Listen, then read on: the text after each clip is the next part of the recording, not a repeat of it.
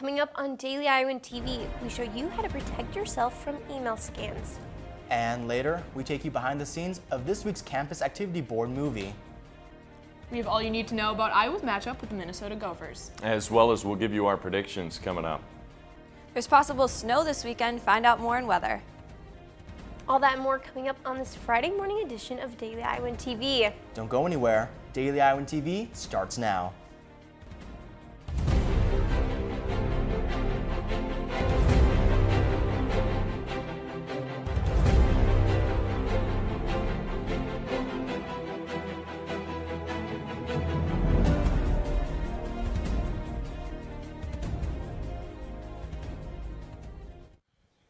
Good morning and thank you for tuning in. I'm Mackenzie Cooper. And I'm Christopher Cervantes.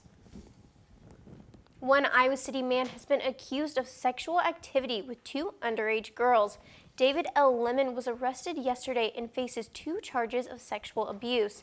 According to the police report, he engaged in sexual activity with a 14-year-old girl on more than one occasion between May and July this year. Lemon also engaged in sexual activity with a 13-year-old girl as well on multiple occasions. In both of these cases, Lemon has admitted to knowing the age of the victim and performing the acts. There's an exhibit now open at the Old Capitol Museum which focuses on Iowa City's past. Through photographs from the mid-1800s, the exhibit entitled Faces of Iowa Through the Early Lens features images from the growing city. Additionally, there's equipment displayed which were used by photographers who shot many of the photos. From November 3rd to the 19th, the museum will show the first known image ever taken in Iowa City. Curators believe it's from 1864. This exhibit plans to be open until next May. October is National Cybersecurity Awareness Month. It's important to be aware that email scam has become more serious nowadays, especially in an institution where it's highly relying on email communication. Reporter Tian Liu has the story. You might be surprised that every email you received could be a spam email. University email security also faces high risk. Email source address can be mimicked. There is no kind of security mechanism. But some students were too optimistic. Some of them even went shopping through email advertisement without checking the website. Because it's university's email, so I actually do not concern about this question. According to Shi, the shopping website looked the same like Amazon, but with school logo and color, so she assumed that it was a school store after she clicked the link in the email. Luckily, her email wasn't hacked. One of the challenges of email scam is that often they look very legitimate. Also, some scam email could be harder to recognize when they are targeted to specific individuals, such as spear phishing. Spear phishing is carefully targeted, where they study the victim and then they send an email crafted to gain that victim's trust. Reporting phishing email would help information technology service to identify scam emails and build a better scam filter. Instructions about how to fight phishing could be found both in ITS office and online, but self-awareness is the key. Reporting from Iowa City, Tian Liu, Daily Iowa TV. The Iowa Department of Transportation is reminding drivers to watch out for deer. According to the Department of Transportation, from January 1st to October 23rd, there have been over 3,000 crashes involving the animal. There have also been 156 injuries and 1 fatality from these crashes. The Department of Transportation has taken to Twitter to respond to a commonly asked question: why don't you put these signs where it's safe for you to cross? Their answer they gave was, deer can't read signs, drivers can. The sign isn't intended to tell deer where to cross, it's for drivers to be alert that deer have been in the area in the past. Now, Kenzie, I know that deer cannot read, but do you think they watch our broadcast? Only if they have Wi-Fi. Well, those antlers have got to be good for something.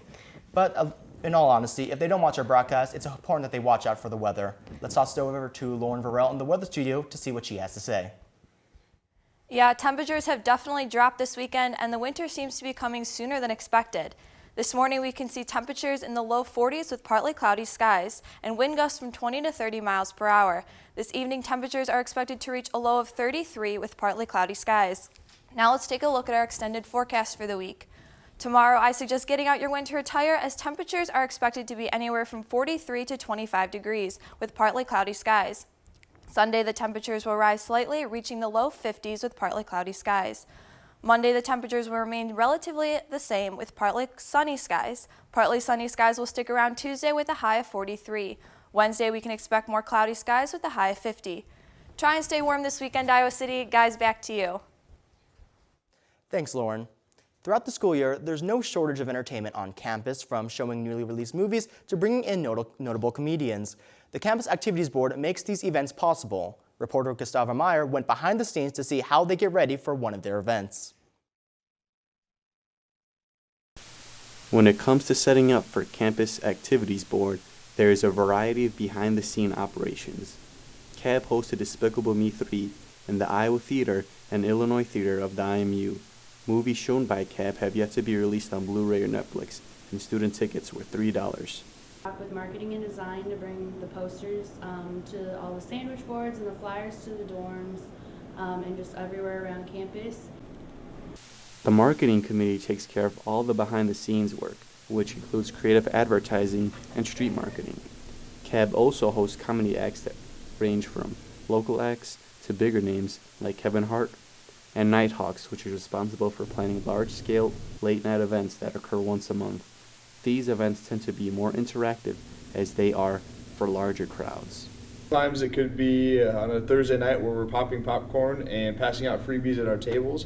Otherwise, we could be doing big-scale events in a stadium or in the IMU main ballroom. Reporting from the IMU, Gustavo Meyer, Daily Iowan.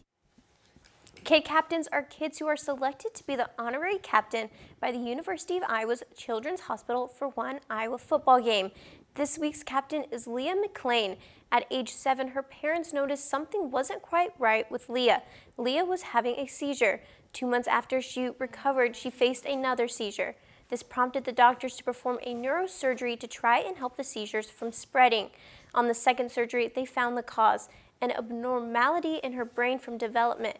Since her surgery, Leah is back to her old self. She has some slight vision loss, and she continues to take medication to control any future seizures.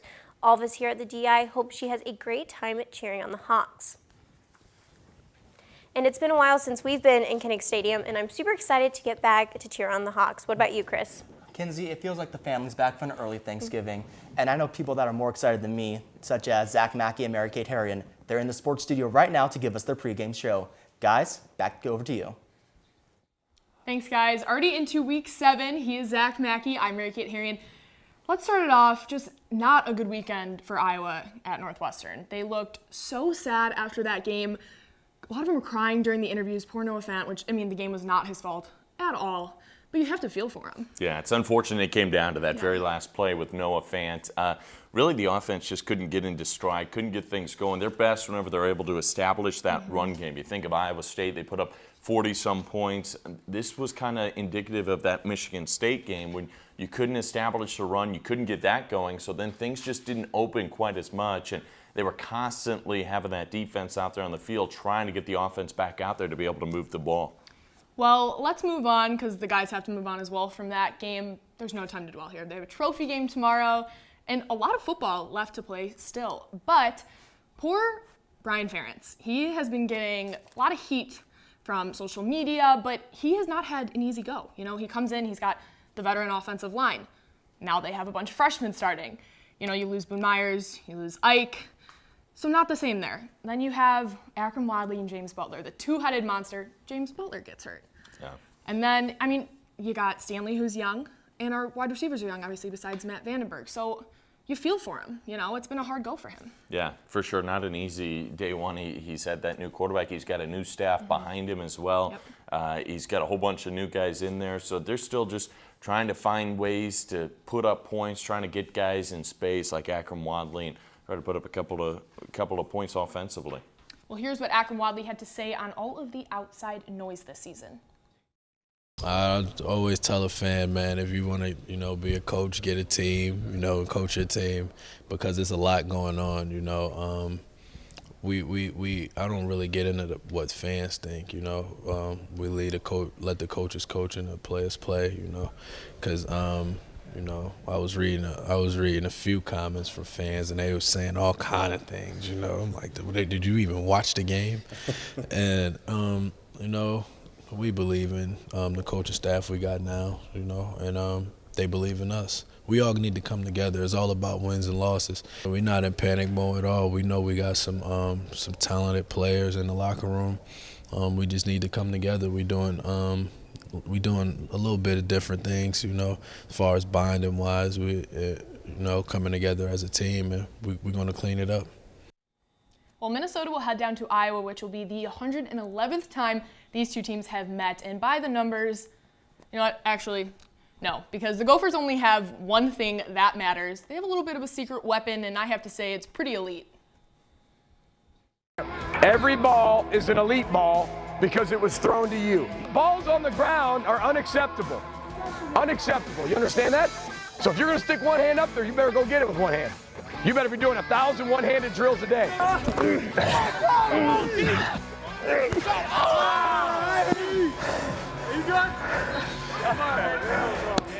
Told you I'm tougher than I look. Pretty elite job. Okay. Kid plays baseball. 2 elite reps back to back. Keep stacking them up, kid. That's elite. Until you got soft with it. That's elite job. That's way better, Tanner. That's way better, Tanner.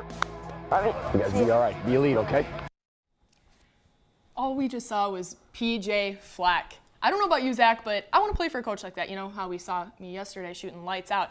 I'm an elite player, so I need an elite coach like that. Well, PJ Flack has brought some life, that's for sure, into this Michigan State program, really, that was kind of struggling to kind of find its identity. All of a sudden now they have the row the boat, the elite. He's got all these little mantras, and now they're going to see if it's able to translate into playing football and winning football games. In all seriousness, no, Minnesota is not going to be an easy game for the Hawkeyes by any means. They match up pretty well, though. They have 2 quarterbacks. Connor Rhoda, which is a 5th year and almost didn't come back for his 5th year. And PJ Fleck, right after he got hired, called him and offered him a scholarship. So I would have came back too. But then they got wide receiver, sophomore Tyler Johnson, who has 7 touchdowns. They have a 2 running back system, kind of like Iowa does with Shannon Brooks and Riley Smith. And 69% of Minnesota is all underclassmen. So I think it's going to be a good game. I'm excited for it. 5:30 night game inside of Kinnick, so it'll be good. The Floyd Trophy, though, goes all the way back to 1935, also the heaviest trophy the Hawks play for. But Bo Bauer had an opinion on the trophy, saying he thinks they should play for a real pig. Here's what the teammates and Coach Ferentz had to say on Bo's thoughts. Bo mentioned that he thinks they should bring back having the live pig, and you guys play for the live pig on the sidelines. What would you think about that? I mean, if we got a chance to eat it after the game, I mean, I'd like that. That'd be pretty cool. Big bacon guy? Yeah, I like bacon, yeah. Bo said he'd like to have it be a live pig that you guys have to run over and get. What do you think about that? Bo said that? Yeah. What, Nate's got a pig farm, right? Wow, so yeah. He's got a pig farm. Yeah, that was funny. That caught me off guard. Bo is an interesting guy. Just typical Bo, or? Yeah, that would definitely be a Bo comment. But, I mean, I think the trophy's pretty sweet, but a live pig would also be awesome. Like, I mean, could you imagine, like, players walking around holding up a live pig? That'd be pretty sweet, too. I'm not sure what we'd do. I mean, we'd find a really nice home for him. I know that. During the course of the then you got to worry about somebody like the Paulsons trying to kidnap it, and who knows what they might do. So probably not a good idea. Floyd is pretty good just the way he is right now. I think it should be the trophy pig, not a real one. We got to worry about those Iowa Farm Boys. I think it's going to be a win for Iowa, though. Night game. I think they're going to come ready to play after the game against Northwestern last week. Well, we agree on one thing. Iowa's going to win the game. Very good. That is it for us. Kickoff is at 5:30 inside of Kinnick Stadium on Fox Sports 1. My guy Brady Kuhn will be on the call. Both teams 4-3 and playing for Floyd. And come back on Monday for highlights for the game. Guys, back over to you. Thanks, guys. That's all we have for you on this Friday edition of Daily Iowan TV. Be sure to head over to dailyiowan.com for all your latest news between Monday and Friday. And if that isn't enough of the Daily Iowan for you, be sure to check out our print edition of the news on Stands Now. For Daily Iowan TV, I'm Christopher Cervantes. And I'm Mackenzie Cooper. Have a good day, Iowa City, and happy Halloween weekend.